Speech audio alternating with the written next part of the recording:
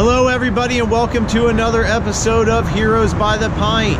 I'm out on the road right now. I'm in Cranston, Rhode Island, and I am standing outside of Buttonwood's Brewery. We're going to go inside, have a couple of drinks, have some laughs with the owner, talk a little beer shop. All right, stay tuned. We're heading in and hope you really enjoy this episode. Hello everybody, welcome to the Heroes by the Pint podcast. One solo glassy-eyed geek. I am on a beer road trip. I am in Cranston, Rhode Island right now. I am sitting down with Morgan Clark Snyder Jr. of Buttonwood's Brewery, and it is located at 530 Wellington Avenue in Cranston, Rhode Island. And super excited to be sitting down here. I am drinking Hip Hop is Dead, which is a, as you would guess it, a New England style IPA or East Coast style IPA. It is delicious. Really enjoying it. Man, thanks for sitting down with us. Yeah, no, of course. Love chatting beer and comic books. Yeah, dude. Who can say no to that? Right. You got a funny comic story we're going to get into in a little bit, but yeah, why don't you hit us with a little bit of the origin story? When did you start brewing? I always say, what apartment kitchen did you screw up your first beer in?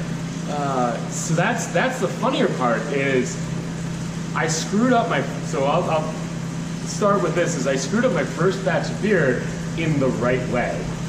My first batch of beer was a 10%, it was, the recipe was a honey pilsner, and I didn't have temperature control, so I made it a honey blonde, and it ended up at 10%. It was supposed to be like 6.5 or something really low. I ended up at 10%, super crushable, like awesome beer, and it was just like, yep, that's what I'm doing.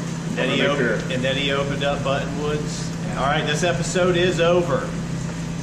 That's it. Right. Like, wait, what? Yeah, it sounded like you got a pretty short run to success. I mean, don't get me wrong. Like that first batch of beer was great. The second and third were not so great. Yeah.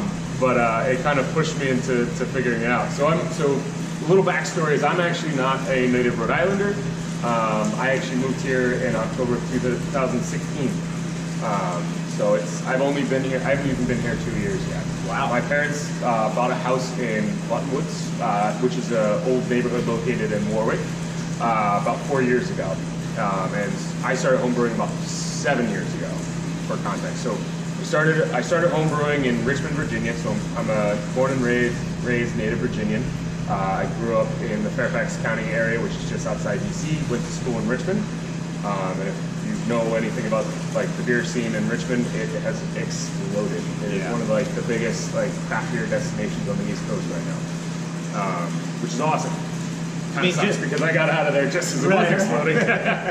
But so like there's this brewery called Hardywood that I just opened up when I graduated college, right around the same time that I started homebrewing as well.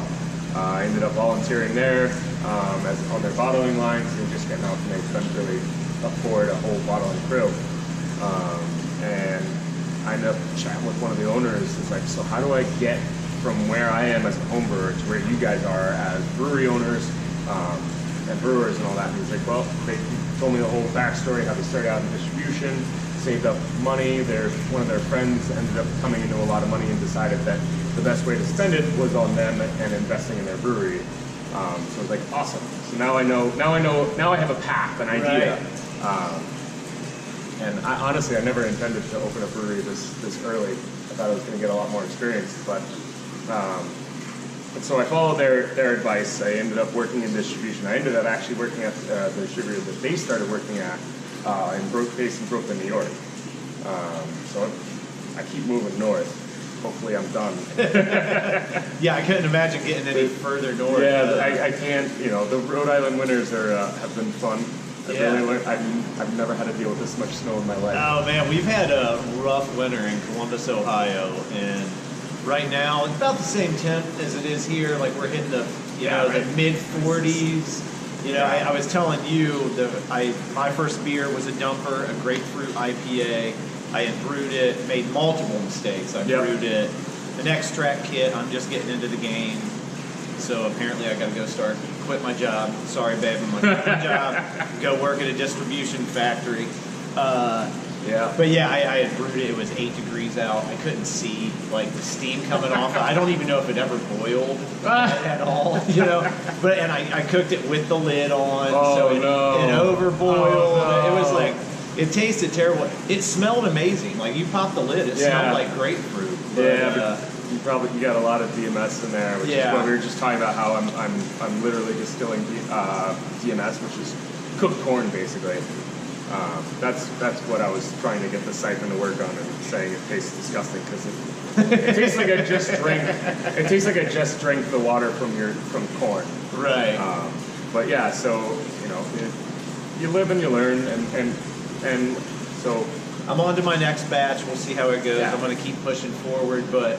You said you've been brewing for about 7 years. Yep. Obviously, some ups and downs. How long has this establishment been open so far? We opened in December of last year. Yeah, so we are in month 3 right now, and it's been insane. Yeah. You know, we expected to hit the ground running, and the problem is we hit the ground running faster than we ever expected. And we can't figure out how to get back on our feet yet. We just bought a new tank, so hopefully that'll alleviate some of the pressure. But I mean, it's been nuts. I mean, that's a good problem to have. Oh yeah, I mean, that's a good problem to have. My all the women who work. So I have a bunch of girls who work in the tasting room, and every time I complain about anything, they're like, "Oh, all you have is first world problems." You know, it's never anything bad. It's always like they're all good problems to have. Can't make enough beer. Most all of us just have first world problems if you stop and think about it. But I was talking with someone on the way over here, and they were saying that the laws in Rhode Island had recently changed, where previously you couldn't even go into a brewery or a tap room like this, and you couldn't drink, right? You could just fill a growler. You could. So it used to be that you could only consume, I believe the number, you could walk out with 72 ounces of beer. And that was it. You could buy like basically a 4-pack. And then you basically could have 72 ounces, but only 12 of those ounces could be consumed on premise. So like, you came here, I could give you one of these glasses. And then you could get a growler or a 4-pack and when we start canning. So you get, that's it. That's all you could get. And so then just, I want to say around July almost 2 years ago now. So this upcoming July will be the second anniversary. They changed the law to do 36 ounces per person per day for consumption and 288 total ounces per takeaway. So it's definitely been an improvement. There's still a lot of room to grow. Right. But I mean, we don't run into any issues with people wanting more than 36 ounces. Right. So it's been pretty easy to manage. But man, I find that shocking. As good as your beer is, I want to drink more than 36 ounces right now. Well, you sit down. It's kind of we have a very since the state is very small, it's very easy to get around. Correct. So we have what I call the circuit. Right. So people will kind of there's like about 3 or 4 places that people hit every weekend, and just recently I'm beginning to assume that we're in that group that people are like, oh, I just saw you at that place or that place. So that's pretty cool. So you start your day off at down in Exeter, South County, Rhode Island, at Tilted Barn. And then you move your way up north and hit up Proclamation, which is in Warwick, about 10 minutes from here. And then you would end your night in Longleat in Providence. So you hit up those 3 breweries, and I'm starting to notice a lot more of those people are starting to come here and say, hey, I saw your Proclamation, or hey, I saw your Longleat. So it's sounds like whether it's by on purpose or just kind of by chance, it sounds like you guys are developing an ale trail. Yeah. In the Columbus, Ohio area, they have actually like a booklet that the city puts out, which sounds like way different from, here where they're changing the laws. But in Columbus, they're like, here's a booklet. Go visit every independent brewery. Yes. And well, we have something very similar. The Rhode Island Brewers Guild has put out they call the Brewer's Passport.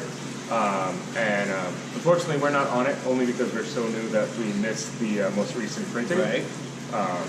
So we'll be on the next printing. But we did brew the beer. So when you complete the whole passport, you get a beer that the guild has brewed, and We actually brewed that oak beer here. Oh wow! Yeah, man, that's huge. Yeah, well, it was right around when we were opening up. They only wanted, I think they wanted to get about 4 barrels out of it. And since our system's it's technically a 5-barrel system. I run it a little bit leaner and do about a 3.5-barrel batch at a time. And then I double batch and get 7s. And actually, I bought a 10, as I was mentioned, so that figure out the best way to fill that guy up. Whether I just keep it at 3.5s and do that, or what? I don't know yet. I haven't even filled it yet. It's that new. It seems like 3 is like the number of extract brews before someone jumps into all grain. Yeah. I have a friend at home who did about the same thing. I think he did 2.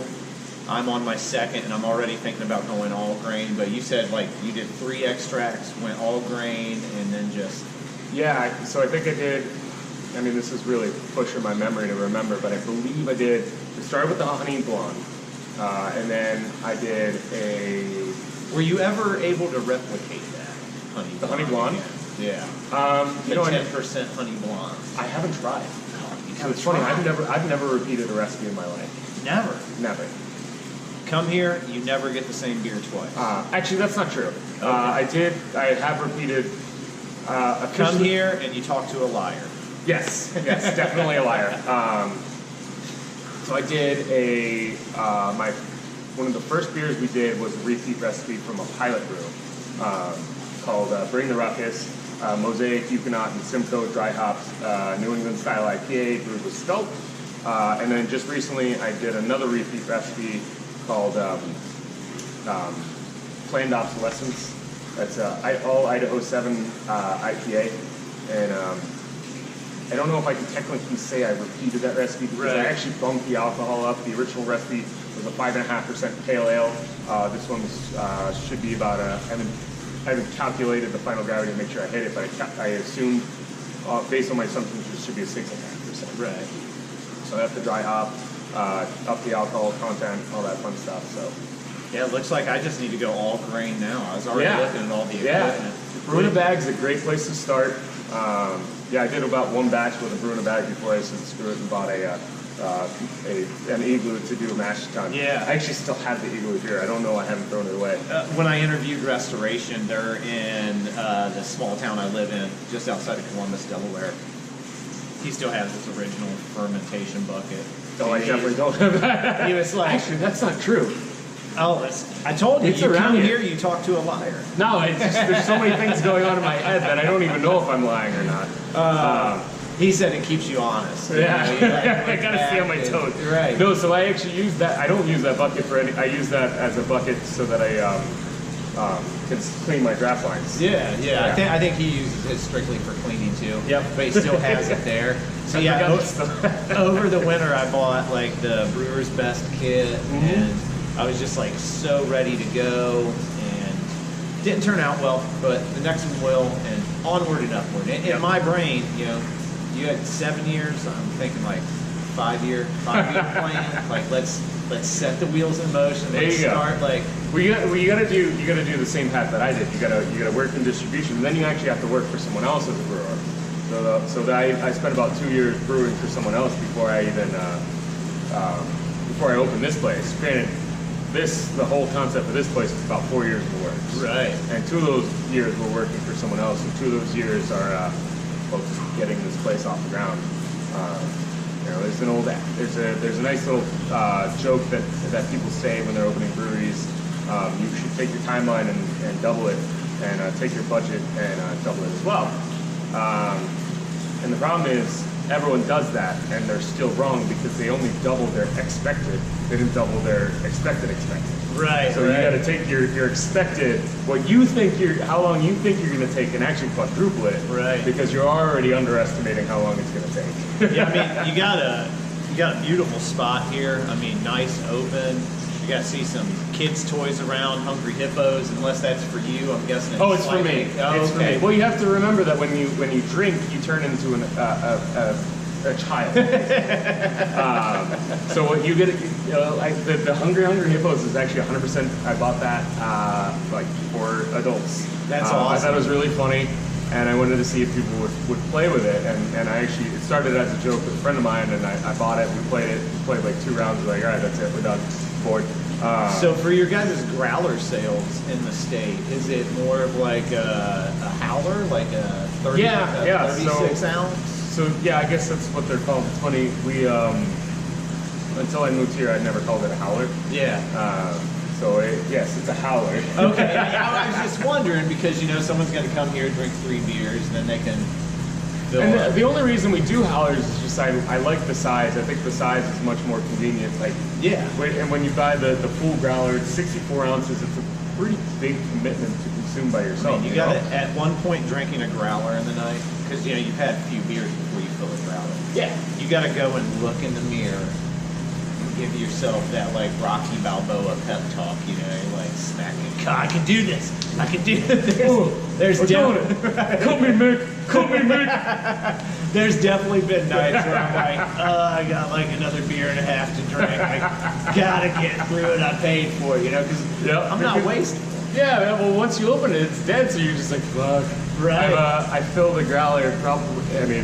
I shouldn't say this out loud, but I'm going to. I filled the growler. It was originally intended for my dad to take home with him back to New York, and he left it here. So I keep opening up the fridge at night. I'm like, nope, not tonight. And it's probably been sitting there. It's been there for about 3 weeks. Wow. Which is pretty long, but it's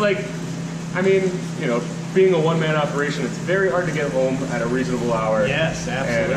And when I do, I generally just want to go to bed instead of sit there and commit to a 32-ounce growler.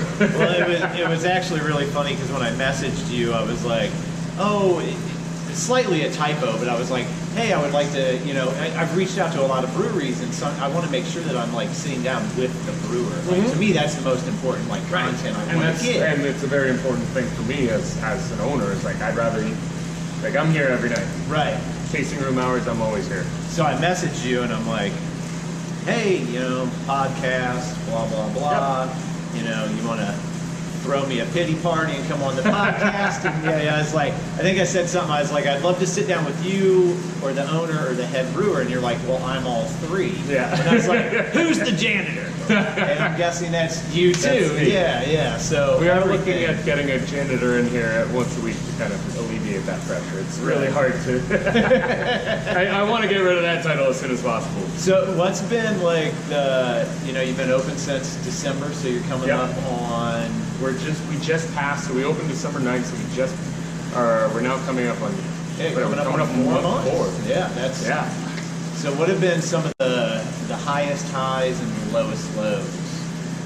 We haven't even had a chance to get lowest lows. That's great. That's awesome. It's not a great question. I was it's a fair question. What are the bumps in the road that you guys have hit? The biggest bump in the road that we've kind of run into is I totally underestimate how much energy I have.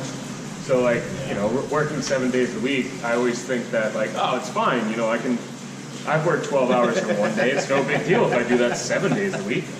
So the first couple of weeks, I was kind of throwing myself at the wall, just constantly. So that's been a whole learning experience to take some time for myself. I have a couple of young kids, a 5 and a 3-year-old, and I was talking to my cousin who was giving me a ride to the airport today. And I was like, I go into the weekend and I had this laundry list of a checklist. I was like, I'm going to bottle, I'm going to edit the podcast, I'm going to mow the lawn, I'm going to do this, I'm going to do. If I get one of those things done, it's a miracle. Yeah. So I know that whole you just think in your brain. I'm like, no, I'll be able to do this. But the difference is, so for you, you getting only one of those things done, it's I've achieved it, I've done something. But for me, that laundry list of items that have to get done have to get done. Right.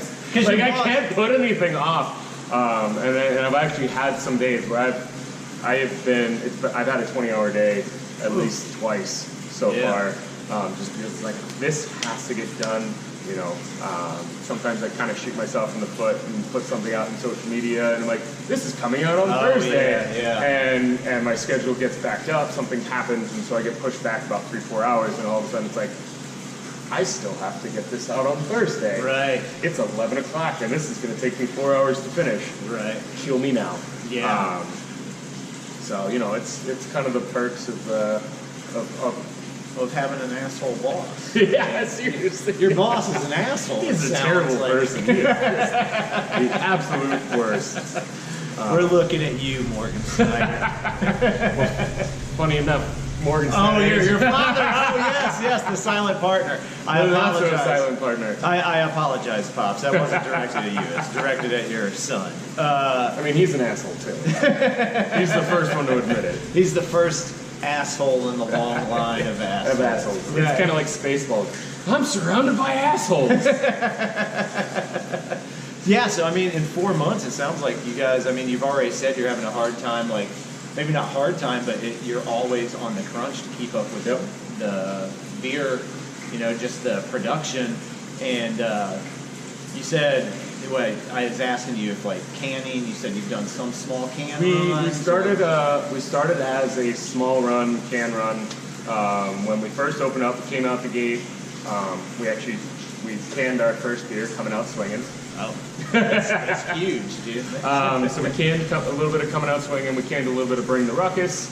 And then the following IPA called Commit This to Memory was also put into cans.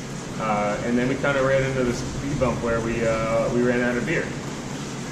And it was by, I literally had to rush. The Hip Hop Is Dead I put out about a week earlier than I wanted to, just so that I could fill some spots on the draft board. Right. Opening weekend, we had 52 kegs in the cold room to begin with. So I ended up doing like 6 different beers. It was awesome. And then now I'm struggling to keep more than 20 kegs in there. Wow. Again, personal problem. Yeah. And awesome. most of the time it's the beers that like don't necessarily move, that have kind of been shifted down the tier of reproduction. Yeah. So like we do a lot of saisons. I'm a very big saison drinker, consumer. My desert island beer is saison DuPont. So I brewed a lot. In fact, the first beer I ever brewed was essentially a saison DuPont clone, if you will. Yes, real breweries do clone other people's recipes for good reasons. Yeah, I like to hear that. Yeah. I'm trying to start doing some cloning. We have our own. We take our own little twists on it. We improve and tweak, but like, essentially I was trying to replicate saison DuPont. It's my favorite beer. So like, but the problem is, we opened in December, and saisons are not very translatable. People don't really necessarily know what a saison is. Right. You put it in front of them, they're like, I don't know what this is, and I don't know what to expect, which kind of sucks. I always find they're like great like spring and summer beers too, and just like a lighter kind of, not crisper flavor, but just kind of a lighter feel to them. Just something that Yeah, I mean, they're super crisp, very citrusy, so like, they go down very nicely. The nice part about the beer is that it will always change with time. Yeah. That beer is always going to change. Time out. Yeah. We're hitting a brew break. We're going to be filling up another pint here, and we're coming right back at you. No problem. All right, we are back from a beer break. It was super successful. I ruined my Buttonwood's brand new shirt with... Surprisingly, it's not as bad. No, it doesn't look that bad. Yeah. With the delicious... What am I drinking? That's the Midnight Lecture. Yes. It's our 10% tequila barrel-aged Imperial Melt Stout. Couldn't have given this to me in anything smaller. I mean, 10%. That's the smallest glass we have, and I actually underfilled it for you just to be safe. Yeah, it was not safe enough. Clearly was not safe enough. So to the line, I filled it to the line, which that's the 4-ounce line in there. Yeah. We actually, when we serve it, it's a 6-ounce pour, so we fill it up pretty much to the top. Yeah, it's delicious. I just explained to you, I'm trying to get more into stouts, porters, things like that. Just kind of broaden my horizons, get a little bit away from some of the IPAs. Sometimes I get a little burnout on that. I guess that's why I'm enjoying the hazy IPA so much. Or the Northeast IPAs is. I like the New England one because then we kind of cut out New York. Yeah, I'm into that New England IPA. And that way I don't have to call it a New England IPA. There's a running joke that it's kind of like being a hipster. the moment you call yourself a hipster, you cease to be a hipster. Okay. And that's the same concept with calling it a New England IPA. Right. No longer, it ceases to be a New England IPA once you start calling it a New England IPA. As long as you can make fun of yourself. Oh, of course. Yeah, as long as you can make fun of yourself. The one of the next New England, one of the recipes on deck for when we get a new tank spot is a beer called Attracted Today. Okay, I like that. It's another Motion City soundtrack reference. It's the first song off the album of Commit This to Memory. So I decided that I'm going to do a whole bunch of beers based on that album, just based on how successful that beer was and how much I personally love that beer. Yeah. So I'm going to do the next one called Attractive Today, and then obviously we have Hip Hop is Dead, another like kind of tongue-in-cheek, right. The hip hops are dead. Yeah. I didn't even get that. Yeah. I was just like, yeah. Oh, okay. So I do have a very strong sense of self-deprecating humor. You're a witty young man, I'd say. Yeah, it was great. I was like scrolling through your website. Actually, we never even put that out to anybody. If anybody wants to look you up, they're in the area where they find you on the World Wide Web, social media. I would definitely recommend not using the website because I didn't have a computer for 4 years, so updating the website has been a bitch and a half. Right. And 9 times out of 10, it's out of 8. So the best way to find us is on Instagram. That's where I post everything. It's Buttonwood's Craft Brewing. Okay. That's our handle. Facebook is also really good. I've been able to link those two together. So when I post on Instagram, it generally goes to Facebook. Very rarely will I post something to one or the other. Right.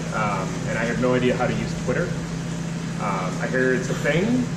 No, it's not a thing anymore, right? Is it? Twitter? No, so Treehouse only updates through Twitter. So if you want to know what's going on at Treehouse, you have to be on the Twitters. I feel like Twitter's dying though. It should be dead. Especially in this I feel like day and there's age. not even enough porn stars to like keep Twitter above water. I don't want to make this political, but I'm entirely confident that the only reason Twitter exists is Donald Trump.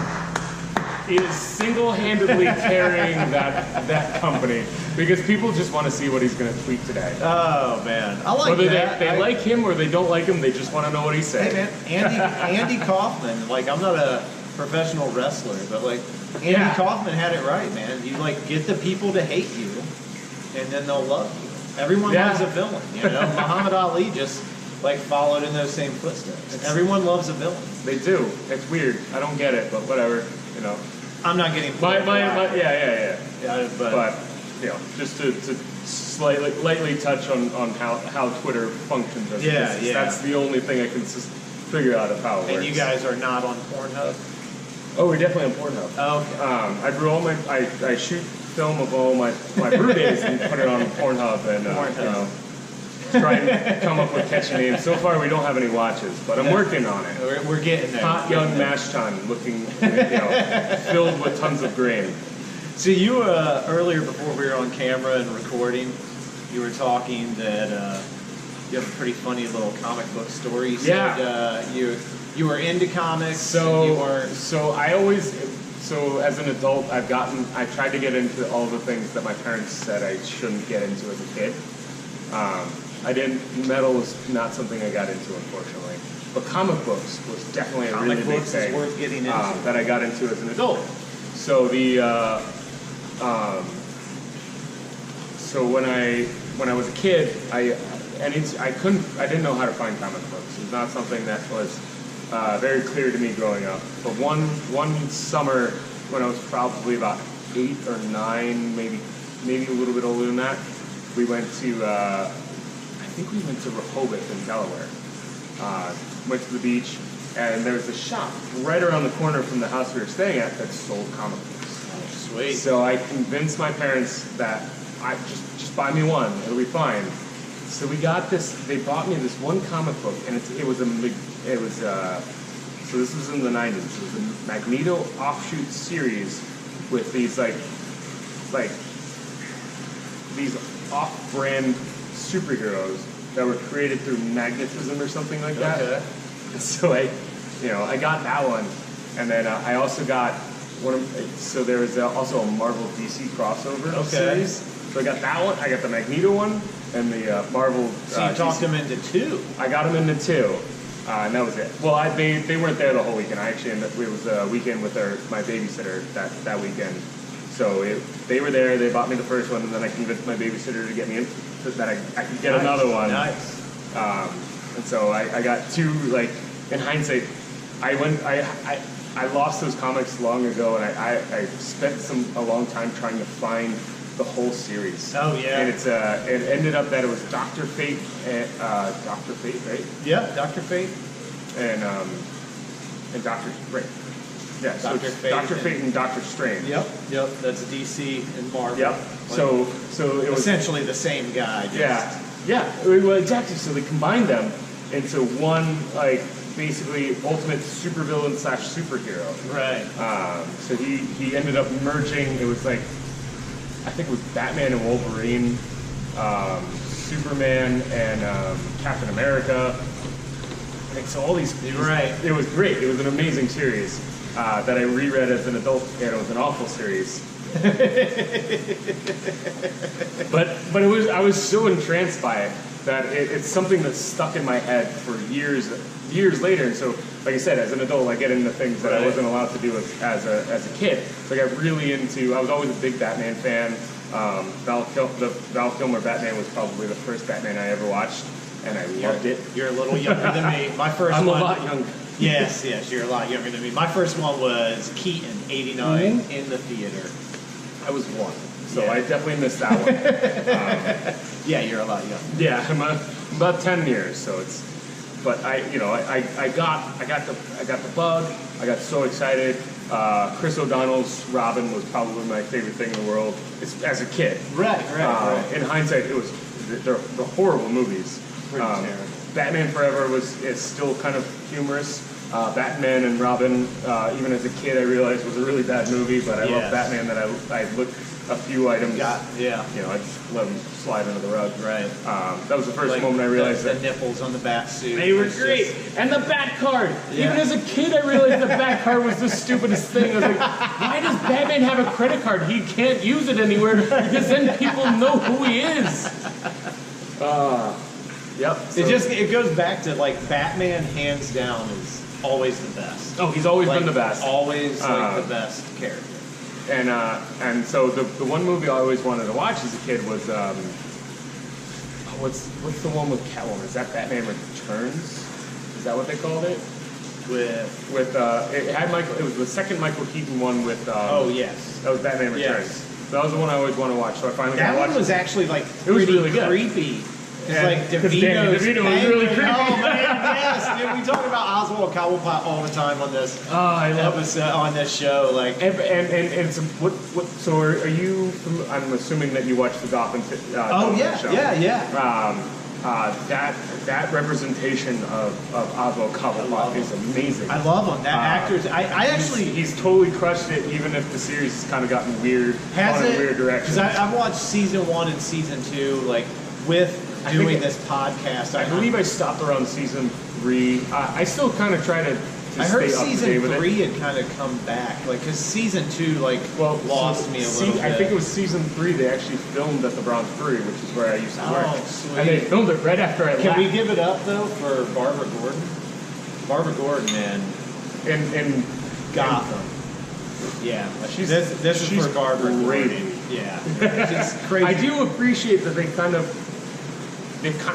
deviated from the traditions of what you expect Batman to be. Yeah. What you expect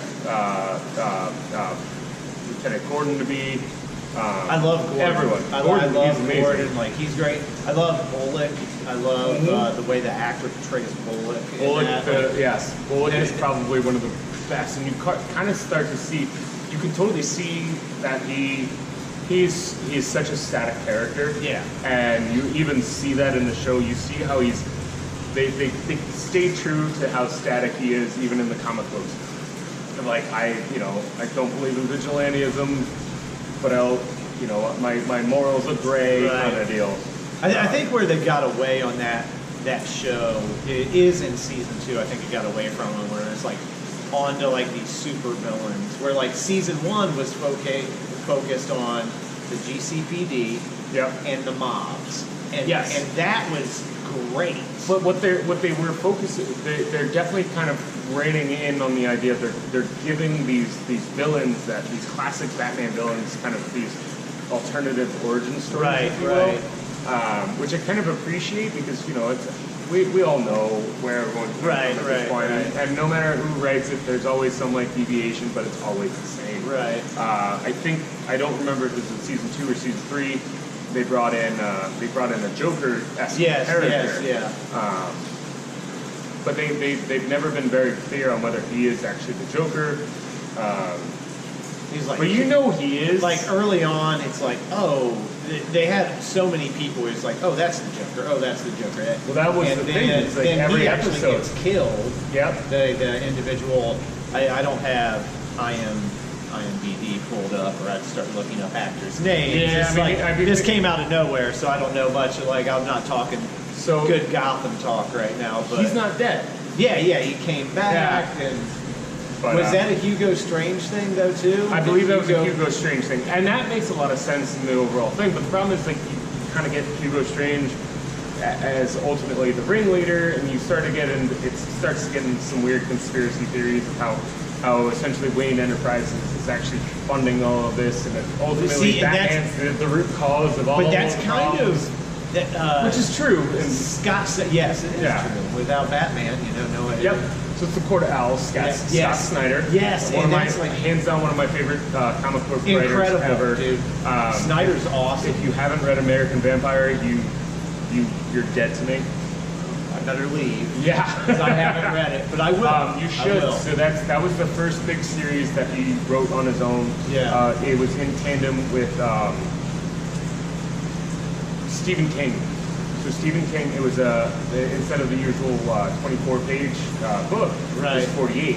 So the first half was Scott Snyder writing it, and the second half was Stephen King writing it. So the first 5 issues were Stephen King and Scott Snyder in tandem writing this amazing like American vampires, how the hybrid of the way that it was a Western based on the concept of like old European vampires, and how every country kind of has their own style of vampire essentially. And the first one was basically a thug that got infected with vampire blood, and he started creating his own, and it's kind of spirals and gets weird in all the right places and all the right ways, and you read that and you're like, yes, that's definitely why Scott Snyder started writing Batman, because what he came up with was incredible. Is the man. The Court of Owls run that he did was great. I don't know, did you read his, he had written, it was a Detective Comics run, I think, 871 through 881, and Dick Grayson,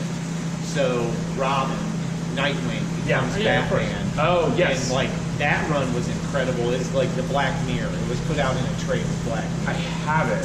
I think I have the individual comics on that one. Oh, man, that's great. That was that was probably 7-8 years ago, right? The funny thing is, I'm new to comics. Really? I'm like, now I have like 3 full short boxes. I'm going on to my 4th. Like, I kind of stopped reading after they did the new 52, and not for any reason other than the fact that I just didn't have the money to. I was spending $200 a week on comic books. Oh, it's an expensive habit. I mean, I'm glad. And on top of spending another $100 on beer, and it's like, and that was just for bottles, and then going out to the bar, it's like, I can't afford this lifestyle anymore. I was like, look, I can't afford this comic book lifestyle. I was looking. I write down every poll that I have. I'm up to like 13 polls, like of comics that like. So every Wednesday, like, dude, Wednesday is like my favorite day of the week. It used to be my favorite day. I would go there every Wednesday and then chat with the guy. And then I get a new pool pretty much every fucking day. Because it got to the point where I literally have every single new 52, like the first couple of issues of every new 52 comic. See, I like the Rebirth. I'm like, you don't know, but everyone knows. Like, I'm huge into Green Arrow. I love the Arrow. You've met my dog. Oh, yes. His name is Ollie. Oh. So you like the Arrow show? I do appreciate it. It's gotten. That's a show that's gone off the rails, and I can't get back into. I still definitely stay up to date with the Flash. Yeah, Barry Flash Allen is great. Barry Flash is Allen great. will always be my favorite Flash. So then I need to ask, how did you feel about Justice League Flash? We're going to come right back to that. So talking about the Flash TV show, how did you feel about Justice League Flash? And for me, the huge steaming pile of shit that Justice League That is was. not Barry Allen in any way, shape, or form. No! It's never like. So I've gone back. I've gone back to Golden Age. Like when I was in my height of comic bookdom, I went back and read some of the Golden Age stuff. I read Crisis on Infinite Earths. I went back to the that big like 1985 like merger where Barry Allen saves the day. Right. And Sacrifices himself. exactly. Right? Yep. So I went back and read that, and it's like like in that moment you read that book, you can't feel anything but like acknowledge that he is probably the greatest superhero of all time. Yeah. Well, even not even just because of the superhero-dom, like he's an all-around good person. He has his loyalties. He is like The thing with he's the that- perfect everything that you want to read about. The thing that the CW captures perfectly and Justice League missed completely is Barry Allen always has a sense of urgency. He not always only a wants sense to of be and better. sense of responsibility. Yes, yeah, He's not wants like to be better. allergic to fucking everything. Right. And he's not like this like little dweeby nerd who sits in the corner. Like Not no, I mean alone. yeah, he is a dweeby nerd, but like he's a dweeby nerd that understands, has a sense of like you said, urgency and sense of understanding. He knows what's going on. Right. Whereas like the Justice League one is like fucking like that should have been Wally West. Yeah. That's more of a If Wally it's West. Wally West, that's fine. Yeah. The funny thing is like all of his stances and like, I mean, all of his poses to get running. And I'm just like, dude, you're the Flash. You just like go. You just like go, it's, yeah. it's when he gets ready to race Superman and he gets down in the blocks and he has his body so contorted. So like, I'm like, no one runs. It reminded me of like they were trying to make him look like a speed skater. is what it Yeah. That's I've heard people. Like I understood it, but like ultimately he's just like if you look at him in the comic, he's just running like standing up, whereas like in the thing he's like chopped in and trying to reduce like air friction and all this fucking It was bullshit, terrible. like- It was terrible.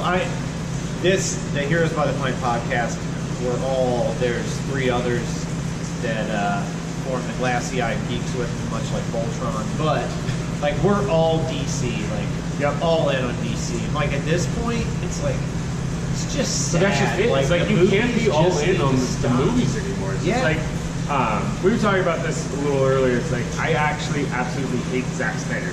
Yes. Yeah. And I think the problem is he doesn't understand what a story is ultimately. Like he you look at like even his run on the Watchmen movie. Right. Like you kind of I revisited it and it's not as bad as I thought it was when I first watched Here it. was my complaint with like people who hated that movie. Like to me, the book is just a storyboard. Like I just recently read the book and it's like frame for frame. It totally is, but the problem is it's like it's almost like you factor in the soundtrack and you factor in like there are definitely like some variations and changes that were made, but like you factor in the actual like the soundtrack killer. I've heard people say this with Snyder, with 300 and Watchmen. They say yes, those films were great. He was handed this perfect storyboard and said, create this, and he did. But when he's building a story himself, like again, for me visually, I still think Snyder does an incredible job. Yeah, I can see where the dialogue. I think it worked really well with 300. I will give him that, but the problem is like you get those slow motion action scenes, and you're just like. It just took him 5 minutes to punch a guy in the face. Are you kidding? So here's a Snyder thing. Stylized action is cool for about 5 seconds. When you when I read Watchmen, because I watched the movie first, like I read Manhattan's voice in the movie. Right. So I'm just like, that nails it. Manhattan's really good, and ultimately each individual character comes together as a nice cohesive part, but it just doesn't feel right. You know, it is a little stylized. The hyper, like honestly, if you cut out the stylized violence, the way that's Zack Snyder's signature thing that I've grown weary of. If you cut that out, I mean, honestly, that was the worst part of Wonder Woman, the fact that Zack Snyder managed to slip his dick into that picture.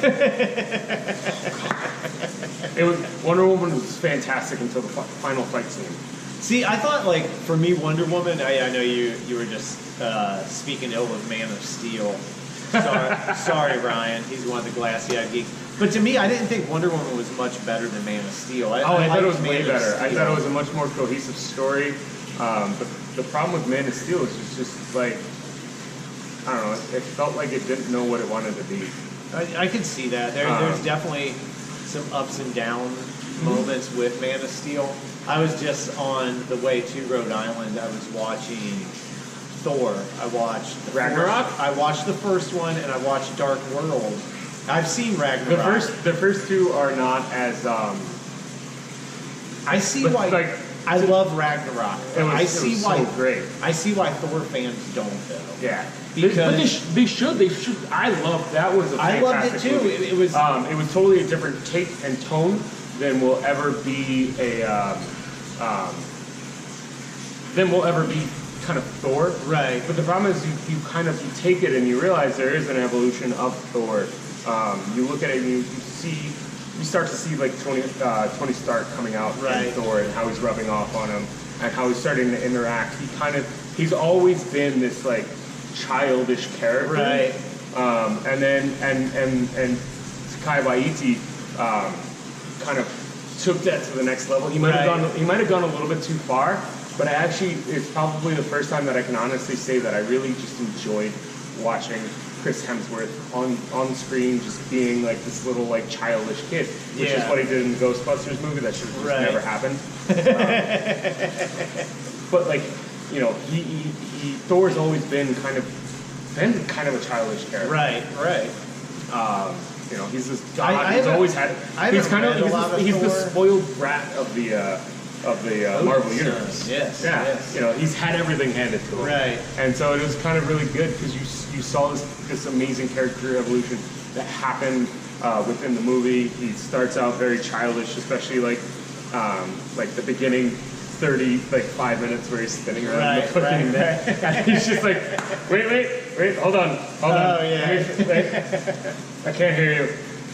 Okay. All right, now you got I need to like. So on my trip, I'm going to finish Dark World, and then on the flight back, I'm going to Dark World was better. The first one was not good, and only because you don't get anything out of it. Yeah. If you will. I just love seeing him wield Mjolnir, though, man. Like I think that was like kind of the coolest part. Is like you have this vulnerable character, a hero that like relies completely on this weapon, and then like not to spoil the movie if anyone hasn't seen it. If you haven't seen it.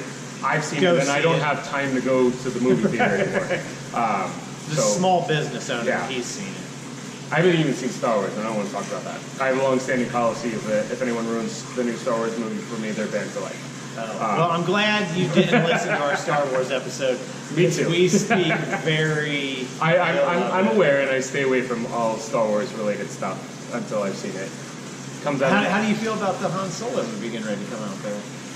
Sorry, we're jumping around right now, guys. I'm just having so much fun. With Morgan, we're really enjoying ourselves. We're going to take a quick time out. Yeah, we're another time out. He's hopping right now. He is brewing. The man never sleeps, always working. He told you earlier he's doing 20-hour work days. We're back. Just finished up, your secondary hop? No, that was the final hop edition, what we call a Whirlpool edition. Okay. Just kind of letting that do. We're whirlpooling right now, where basically, so at the end, when you turn off the flame and reduce the heat, you add a last minute addition. You let that swirl around, and you use basically physics to let all the sediment collect at the bottom. Okay, I should not. All right, before you crack that open, what are we getting ready to drink? This is not your beer. This is not my beer, but because you were in New England, I figured I've got a couple of really trendy / popular let's try. New England style beers. First and foremost, we're doing Present Moment, which is one of their, which is a treehouse beer that they just recently released. I can't give you any more details than it's a treehouse beer that they just recently released. Because I really don't remember the details behind it anymore. Oh, it looks delicious. So it's a, it's classic treehouse. They just moved into their newer facility in Charlton. They've been kind of dialing a few things in and playing around with different stuff here and there. So they, still get a lot of that classic, classic treehouse flavor, classic treehouse haze. Back to a little bit of brewery talk. What are some of the breweries, maybe Treehouse, Trillium, what are some of the breweries and brewers that just like make you strive to work harder? I mean, we already know your boss is an asshole. You're always pushing yourself, 20-hour days. We're doing the podcast, you're working in between, you're brewing. You can't even keep up with your customer demand. No, but honestly, it's pretty cool. The Rhode Island scene in and of itself has been phenomenal, and they definitely kind of pushed me to do better and excel. 20 minutes from here is Tilted Barn. They're starting to build up a pretty great reputation. They're top 25 ranked untapped brewery in the world. Wow. Yeah. So they're up there, and they're 20 minutes from here. So they got those guys always kind of push me to do better. Proclamation, which is 10 minutes from here, makes some really just phenomenal IPAs. To put it in perspective, this is Rhode Island. Everything is 20 minutes. Everything is 20 minutes. Minor detail at most, but Proclamation, they're probably less than 10 minutes from here. They just expanded into a 30-barrel brew house. Everything that they do has kind of pushed me to excel and be better. And then, Long Live, which is just 10 minutes north of here, they really just kind of crushed the IPA game. And we did a collaboration with them. They were one of the first collaborations we did outside of the Bronx Brewery collab. That was really cool for me to work with, someone really close who makes phenomenal beer. Yeah. Armando's one of the greatest, just all around dudes. Him and I are he helps me out as often as he can, and I try to help out as much as I can as well. He's a little bit more established, so he helps me a lot more than I help him. But even still, it's even just the guys around here push me to kind of be better and do better and make better beer. I'm not even worried about the beers that are produced outside of the state more often than not, because it's just, I have these three guys alone just set the high watermark that I have to keep pushing myself to get there and do better and be better. One thing I was hearing about the New England IPA, to leave New York out of it, one thing I was hearing about it is it's super beneficial for smaller breweries because a New England does not travel well. No, it does not.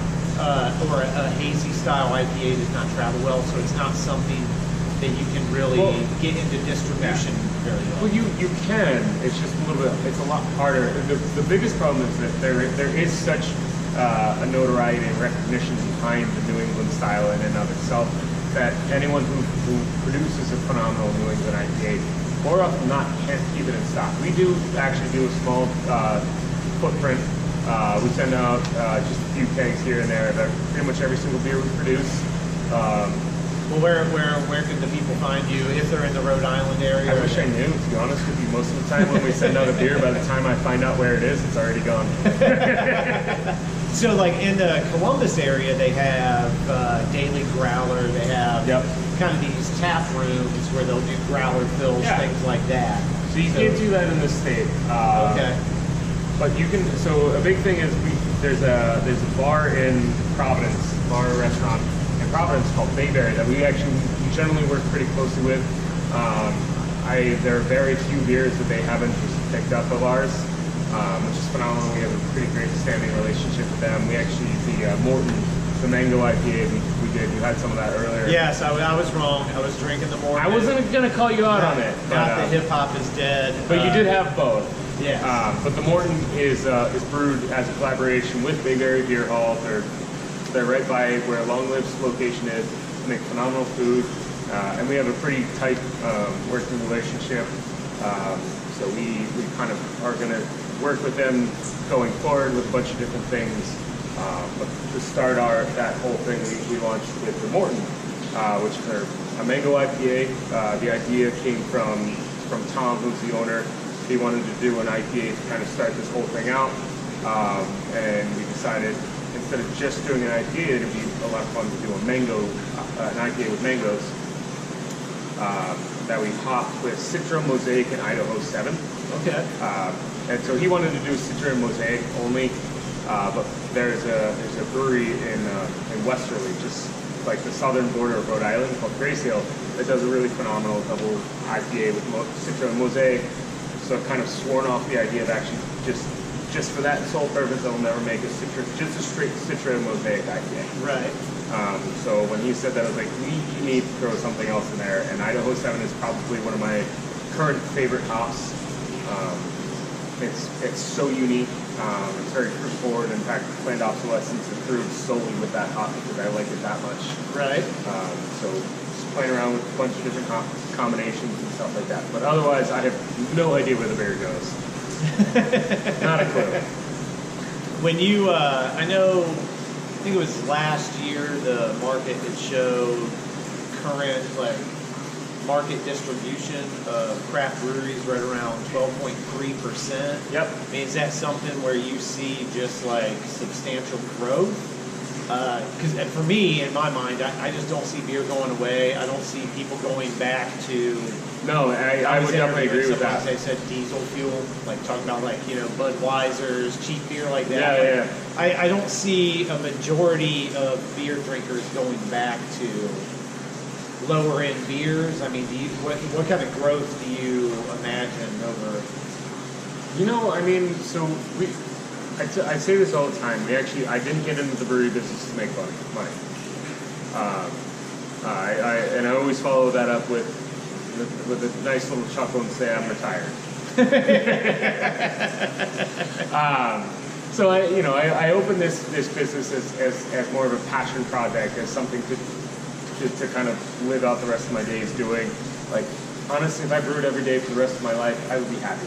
Right. Right. Like if I have a stressful day, I get really excited if I have to make beer because it's the greatest stress reliever in the world for me. It's just sitting there and making beer. I had recently sat down with Ill-Mannered Brewing. I can't remember, but much like hanging out with you, we had some off-air time and on-air time, and He said the same thing. He's like, being his own boss has been the most stressful, greatest job he's ever had. He was like, it can be so hard, but it's way better than any job he ever had. Oh, definitely. I will not argue with that. I mean, it's just like you said, making beers is so just relaxing. I really am retired. I work long days. I wake up in the morning and I'm like, all right, I'm gonna go. I gotta go in and make the donuts. Right. Well, I'm happy to make the donuts. Dunkin' Donuts is spreading out through the Midwest. Is it? That's the thing. I'm so sorry. No, yes. But I just want to reference that. Maybe a lot of people don't remember the whole get up and make the donuts thing. That's a Dunkin' Donuts joke, Rhode Island. What's that? I thought that was Laverne and Shirley. That was a Laverne and Shirley joke. Was it? Yeah. I thought but Dunkin' Donuts used it in one of their commercials. They probably did. But if I'm not mistaken, Shirley. it was originally a Laverne and Shirley reference. Look at you, pop culture. Young man, just educating the old man on everything I need to know. I should say thank you. I try, Yeah, pop culture absolutely. is a big part of my life. I've watched some really just awful movies because of it. Oh well, I think Batman versus Superman being one of them. I think we're all on that little bit. Yeah. Pop culture. Oh yeah. I mean, it's so when I first started getting into beer, it was kind of my buddy who we brewed and chatted brewing beer together with would always talk. He was a very big Hulk fan. He loved the Hulk, and so we would get together, we'd drink beer, we'd make beer, we'd talk about comics. Right. So just when you asked me to do this, yeah. Right, dude, it's been awesome. Yeah. So But for him, his big thing was like it was so funny that he always like beer and comic books are just one of those things that will always go hand in hand. Yes. A lot of the early like adapters. You hear that, everyone. You hear that, everyone. Everyone. Tune in to the Heroes by the Pint podcast. Come out to Buttonwood if you're in the Rhode Island area. It's all about beer and comics. Please go on. Honestly, I'm thinking about putting my bookshelf out there and putting all. Oh, dude, don't do that. That's my idea. Like, that's what I want to do. I want to open They're sitting up there collecting dust. There's like thousands of them in there. I couldn't let people handle my comics. I'm still a little like, But there are certain ones that I will never let anyone touch. Specifically, the Blackest Night series. That was probably one of the best run series. Geoff Johns. Oh yeah, great, phenomenal. Great. And he did the Aquaman, as I was telling you, the best. Yes, you the said. best series in the New 52, hands down, Aquaman. Weirdly Aquaman, because he's such a well-written character with Geoff Johns just running the whole show. I never remember how to say his name. Is it Geoff or is it Jeff? I say Jeff. I call him Geoff because I feel like I heard somewhere once that he got called Geoff, so it's been stuck in my head ever since. Even though it is Jeff, technically. Yeah. Whatever. But basically, like it's hands down one of the best series. He's a very real writer, and he's able to humanize a lot of the characters he writes about, and so he does that very well with Aquaman.